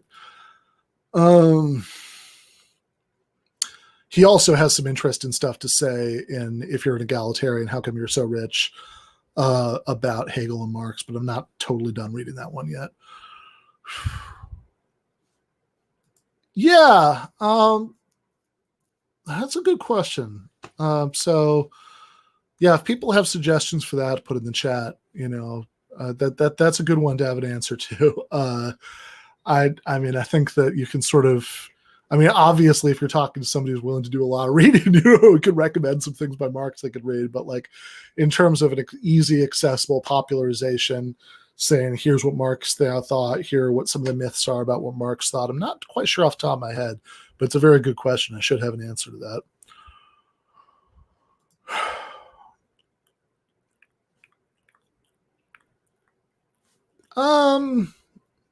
Yeah. How much do I read? A little bit.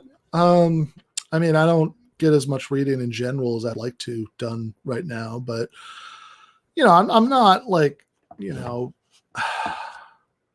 I think obviously, yes, by training and inclination, my preferred way of doing philosophy is very analytic, but that doesn't mean I try not to be dismissive of continental philosophy. I think that like there are different styles of philosophy. There are good things and bad things about both of them. There are continental philosophers that I really like, or even if I don't necessarily agree with them about everything, that I think they have like valuable and interesting, things to say, and they're worth reading and thinking about. Nietzsche, despite some of his right-wing views, I think is somebody who impeccably continental and a really good writer and somebody with interesting insights. Sartre, talked about him with David Griscom, on the show recently. I like Sartre a lot. Slavoj Žižek, who by the way is going to be back on the show, I think in like maybe late August or early September. And he has a piece in Jacobin today. You should check that out. I think Žižek has a lot of interesting, insightful things to say, even if sometimes I'm not sure what to think about some of the Lacanian stuff or whatnot. Let's see.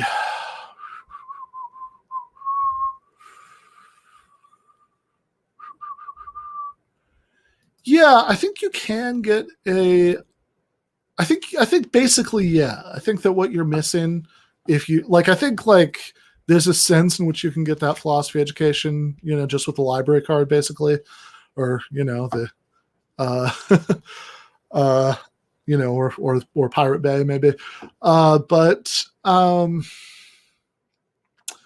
think what you're missing is like the interaction.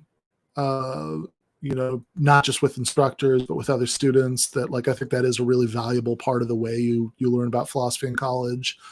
But I don't know that, especially now online, there might be substitutes for that to be found. I mean, obviously, I think that there's something incredibly valuable about the kind of classroom experience for that if you can get it. But, but I think, I don't know, maybe I have definitely toyed with the idea of teaching more online philosophy classes, outside of a university setting. So, maybe I can help out with that a little bit at some point. But yeah, I think you can. I think you can definitely be a philosophy dictat.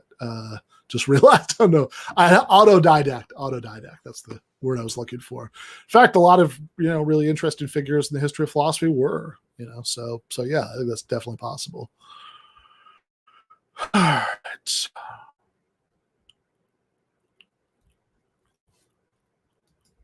Oh, that's fun. Yeah.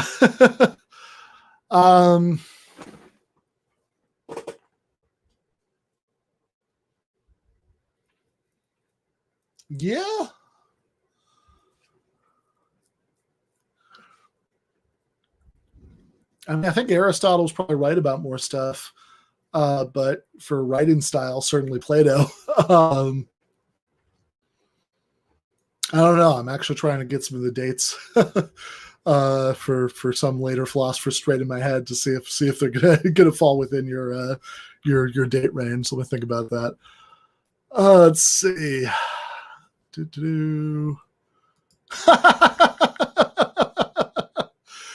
Yeah, that is definitely right. Our graphic designer, J. Andrew World, says you'd read more if your short streams weren't 2 hours. By the way, keep those super chats coming in. Yeah, if there are any last minute super chats, I will certainly answer those. But otherwise, yeah, otherwise, I think I will cut this off because I was actually planning to only do about an hour, and this has already been 2 hours.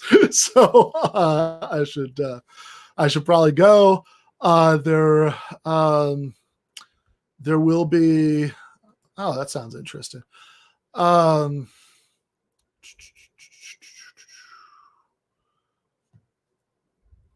Yeah, I mean, I'm trying to come up with a better way to manage all the time commitments. It is a work in progress, but yeah.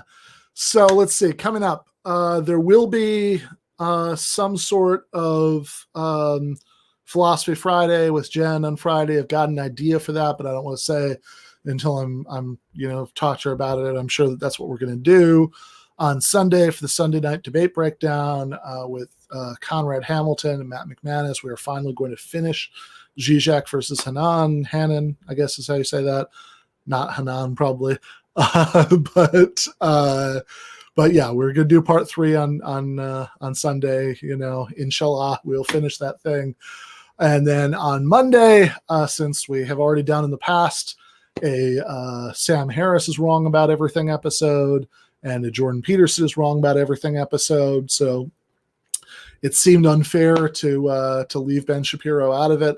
So on Monday, we're finally doing a Ben Shapiro is wrong about everything episode with Nathan J. Robinson and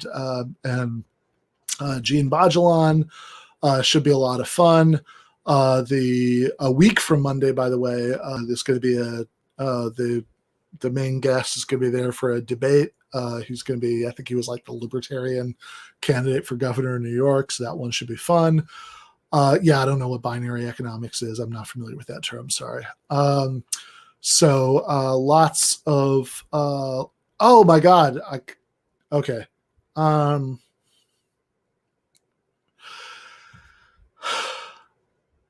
Yeah, somebody asked me earlier and I totally forgot about it. What my favorite season of The Sopranos was, and that is a tough one. Like, it definitely wouldn't be season one because I love season one, but it's also like the show is kind of getting its bearings and figuring out what it is. The one with like Ralphie is like the main conflict. He disrespected the Bing, that season. It's definitely a contender, but I don't know if that's my very favorite. I actually thought it got really good in the last couple seasons, but yeah, let me think more on that. So yeah. Thank you so much for the super chat. Joshua says no question in particular. You've already answered at least one of mine. Thanks for the stream. So thanks everybody for the good questions. Like I said, we went way longer than I thought I was going to tonight. So lots of good stuff coming up. Oh, I should also say that dropping for patrons tomorrow, and there'll be a preview here and a preview on the podcast feed. We have we're going to so the Patreon episode this week is going to be my conversation with Jacobin staff writer Luke Savage about he wrote an article called something like James Carville is still wrong about everything. James Carville has always been wrong. So my conversation with Luke Savage about James Carville is coming out for patrons tomorrow. Speaking to the Patreon, if you like the work that we do here, $5 a month, you get the weekly bonus episodes on Thursdays. You get the weekly, patron exclusive post game after the regular episodes on Monday nights. You get access to the Discord server, lots of good discussions in there. You have early access to the monthly Sopranos recap bonus episodes with Nando and Waz and Mike Racine. We always unlock those eventually, but you get them early if you're a patron. You also get Discord movie nights. I'm thinking for August we might watch The Young Karl Marx for that. And we have not done one of these in a little while, but we'll schedule another one soon. Discord office hours, group voice chats. So lots and lots of good stuff there, and most importantly, again, solidarity, support what we're doing here. I'm trying to transition, next month into making this my main job. Go down to just. I'm going to probably hold on to one class as an adjunct, but other than that, I'm out, right? This is so I can focus all my energy on this. So yeah, please do consider supporting us by joining the Patreon if you can. I think I actually missed this, but it sounds like Jandra World was on Varn Vlog tonight, which is a very good channel. Our friend and comrade C. Derek Varn from Zero Books does, again, Varn Vlog, VARN space VLOG. So yeah, and if you had a conversation with Andy, that's definitely something you should check out.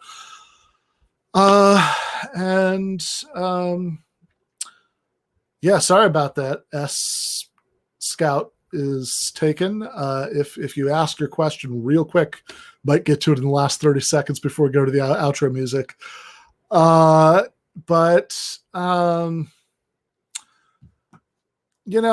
not gonna look. I come out of TMBS. I think about Mr. Door exactly what you'd expect me to think, but I think that getting sucked into the endless cycle of Jimmy said something dumb or offensive and getting mad at that, and people getting mad at the first group of people, it's something that I think is probably we're all probably better off with less of stuff like this. I will say that obsessive AOC hatred always seems weird to me.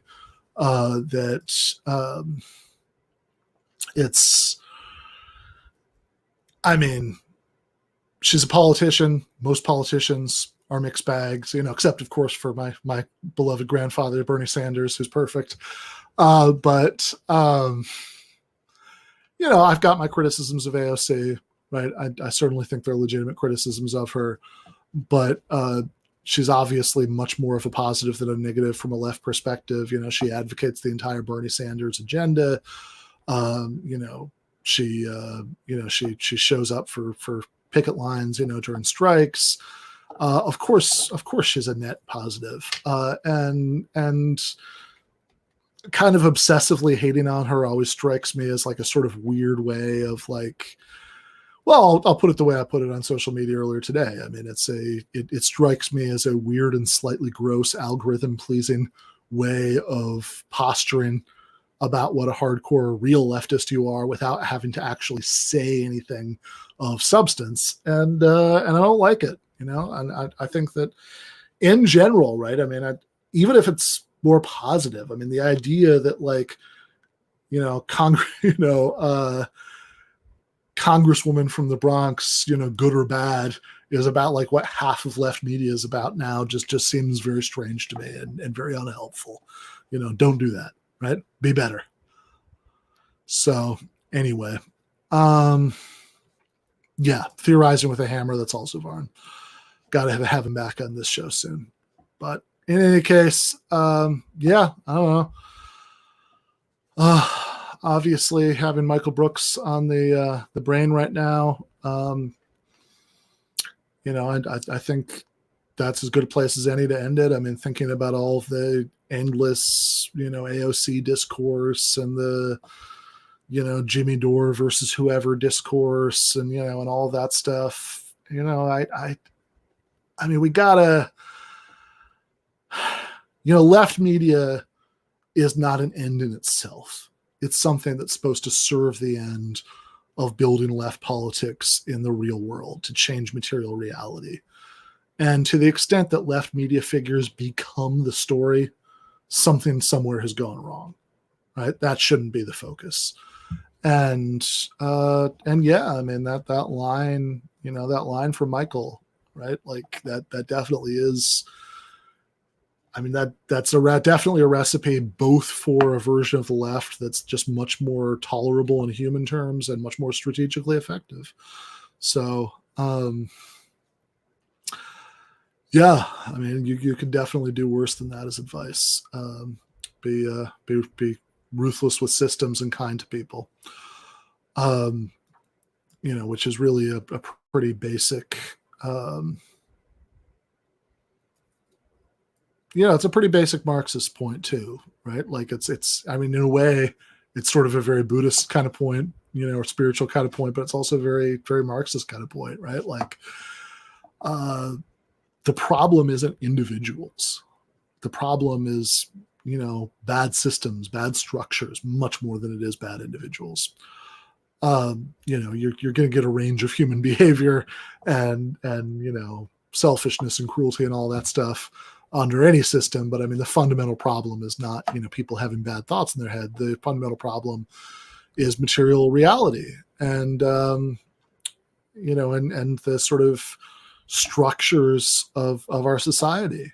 And if you find yourself nodding along with that in the abstract, but in practice, in practice, like, you're like, yeah, of course, structural, blah, blah, blah.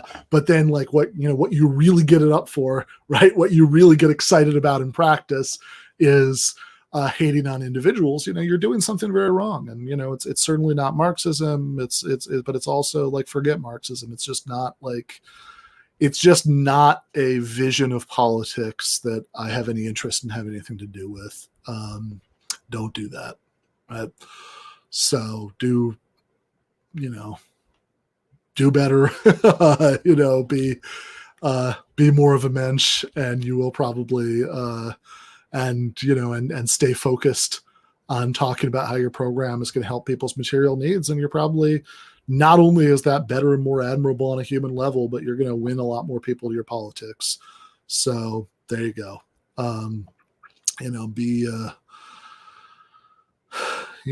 Don't, like, if you're screaming at people on YouTube all day about how they're sellouts, you're doing something wrong. If you're, if like half of the things you say about politics start with, did you hear what dumbass Jimmy Dore, whoever said, right? And obsessively hating him, then you're doing something wrong. Focus, focus your energy on changing those material structures. And yeah, I mean, I think the be kind to people part is important too. So there you go. That's my there endeth the sermon. See you guys on Friday for Philosophy Friday with Jen, Sunday for the Sunday night debate breakdown, and then for the regular show with Nathan Robinson and Gene Bachelan on Monday. Left is best.